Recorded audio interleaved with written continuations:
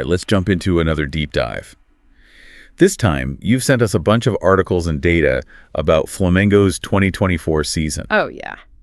And, just glancing at it, it kind of feels like a story of what could been, Yeah, it really does. They had such a strong squad on paper. Right. But, man, the season just seemed to be full of challenge after challenge. They just never really reached their full potential. Exactly. And so that's kind of what we're here to do today, right? And we're Right. trying to figure out how a team that looked so good in the preseason could just, fall short of those expectations. It's kind of like almost, it's a Greek tragedy or something. Right. You have this team blessed with all this talent, Yeah. and then bam, bam, bam, just hit by all these unfortunate events. I love the drama. Yeah. But let's try and break this down, step by step, Okay, yeah. systematically. So to start, even the early part of the season, there were some warning signs. Absolutely. Right out of the gate, they're drawing against teams like Fortaleza, Right. losing to rivals like Botafogo and Palmeiras. And these weren't just flukes, Yeah. These were signs that there were some serious underlying problems. Yeah, and what really jumps out to me, just looking at these articles, is the sheer number of injuries. Like Oh, it's crazy. 45 medical issues across the season. Yeah. That's, for any team, that's a crazy number. It's wild. And it's not like these were just little bumps and bruises either, right? We're talking about major season-ending, season-altering injuries to some of their most important players. Right.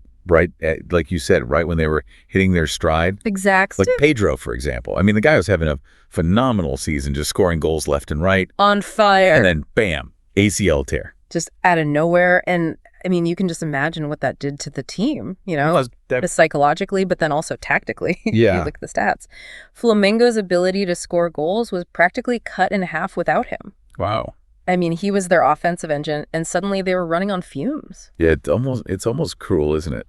It is. You have this player at the peak of his powers. Yeah. And then fate just says, nope, not today. And then, to make matters even worse, there's another massive injury. Okay. Everton Cebolinha ruptures his Achilles. Ugh. Another player who was absolutely crucial to their attack, just gone for the season. Back to back, just... It's like they were cursed or something, Yeah. These weren't just isolated incidents. These were like back-to-back gut punches. Yeah. And it just completely took the wind out of their sails. It wasn't even just the attack, though. Oh, no, it was everywhere. They were dropping like flies, it feels like, across the pitch. The articles mention Gabigol, Rascaeta, De La Cruz. Oh, yeah. All vital players. All missing significant time with injuries. It was like this domino effect. Yeah. One injury would weaken a position, which would then put more strain on the other players in that position. Right. Which would lead to more injuries. And they're just constantly playing catch up at that point. Yeah, they just could never field a consistent starting 11, never mind a fully fit one. Right. And then, it wasn't bad enough, right? The Copa America comes along. Oh, yeah. And just pours gasoline on the fire. It's true. Flamengo was hit hard by national team call-ups. Yeah. It's like guys like Pedro and Araceta. They're already dealing with injuries, and they're still expected to go represent their countries. Right. It's tough because you can't fault the players for wanting to play for their national teams. Of course not. But from Flamengo's perspective, it must have been incredibly frustrating. Oh, yeah, absolutely. Basically took away some of their best players, even more strain on the already thin squad, probably contributed to more fatigue, which, leads to more injuries. Yeah. It's almost comical at a certain point. It is. It's like a perfect storm of bad luck. So you have this insanely talented team. Yeah. But they just keep getting hit with setback after setback. It's relentless. Makes me wonder, how much can a team really overcome? At what point do all these injuries and external factors just become too much to handle? Yeah, that's a really good question. And it's something that we'll keep looking at as we delve deeper into this season. But before we do that, let's shift gears a little bit and talk about how Flamengo actually tried to adapt to these challenges, especially in terms of tactics and coaching. Yeah, let's get into that. I'm really curious to see how they tried to navigate this just absolutely turbulent period. It's like a case study, Yeah. In resilience and in adaptation in the face of just constant adversity.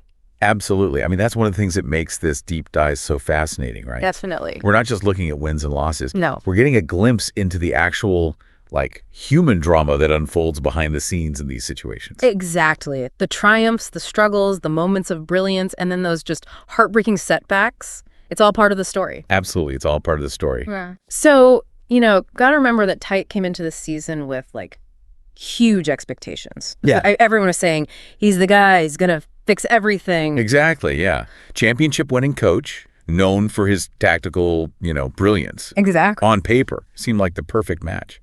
And yet, you dig into some of the analysis in these articles, and there's this like underlying suggestion that maybe his tactics weren't actually the best fit for the players Flamengo had. Oh, interesting. Yeah. Could you elaborate on that a little bit? Yeah. So it seems like Tite, he really favors this possession-based, very controlled style of play, right?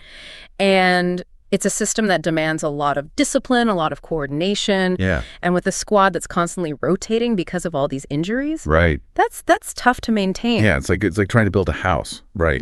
But you're using a blueprint that was designed for a completely different structure. Exactly. You might have all the right materials, but they just don't fit together the way they should. It's a perfect analogy. And you add on top of that the fact that, Flamengo, they've always been known for this like dynamic, fast-paced attacking style of football. Right. Their fans expect a certain like flair. Yeah, it's part of their DNA. It's part of their identity. Yeah, yeah. And it just seems like Tite's approach maybe kind of stifled that a little bit. Some of the articles even go so far as to say that the football became, quote, bureaucratic under Tite. Oh. Which, for Flamengo fans, that's almost an insult. Yeah, it's a pretty harsh criticism. But I can see how a team that's used to playing that, like, free-flowing attacking style might struggle to adapt to something more rigid, more possession-oriented. Especially when you factor in, the emotional and physical toll of all these injuries and the Copa America on top of that. Right, exactly. It's just layer upon layer of difficulty. So we've got the injuries, the tactical uncertainties, Copa America draining the squad even further. Yeah, it's a lot. And then right in the middle of all this, you have this almost like legendary figure stepping in. Felipe Luis, former player turned interim coach. Yeah, what a story, right? And what's so fascinating to me about him is that he's basically a product of two completely different coaching philosophies. Yes, true. He played under Jorge Jesus, who brought Flamengo all that recent success with that high-octane attacking style. Yep. And then he also played under Diego Simeone, who's known for his tactical discipline, defensive solidity at Atletico Madrid.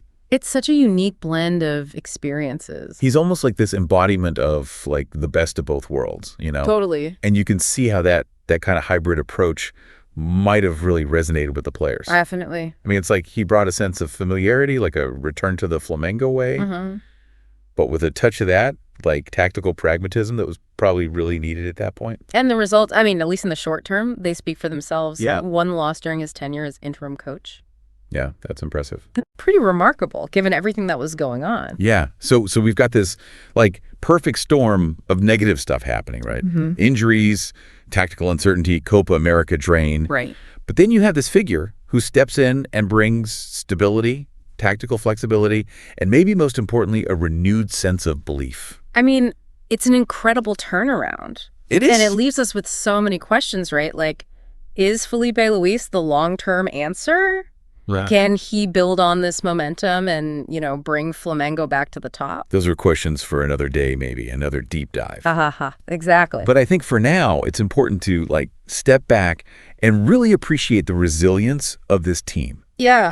Even when it felt like everything was going wrong, they never gave up. They kept fighting. They kept adapting. And in the end, they found a way to move forward. It's a powerful message. It is. And it's something that, you, our listener, can connect with. Right. Think about your own goals, your own aspirations. Yeah. Have you ever faced a setback, that made you question if it was all worth it?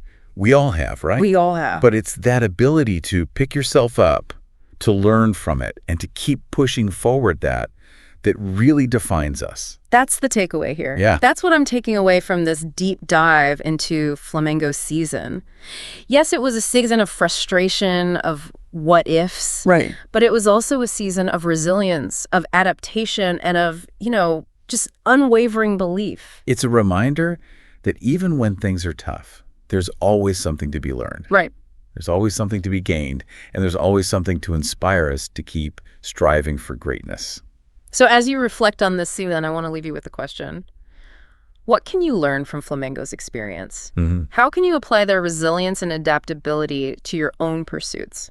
It's a great question to think about. It is. And hopefully this deep dive has given you a new perspective. Yeah. Not just on Flamengo's season, but on your own journey as well. Thanks for joining us. And until next time, keep exploring, keep learning, and keep pushing the boundaries of what's possible. I mean, it really makes you think, well, what if Pedro had been healthy for that huge match against Palmeiras? Oh, yeah. Or if they hadn't lost so many players to the Copa America, just when the season was getting really intense. I mean, these are the questions that keep fans up at night. Right. But, at the end of the day, every team has to deal with challenges. Yeah. I think what separates the truly great teams is how they respond to those challenges. And with Flamengo, you really can't question their fighting spirit, No, not at all. It felt like the entire universe was against them at times. Absolutely. But they never threw in the towel. Yeah, and that's a great point. And it's actually something that you, the listener, can probably relate to. Oh, yeah, absolutely. Think about your own goals, what you're trying to achieve in life. Mm-hmm.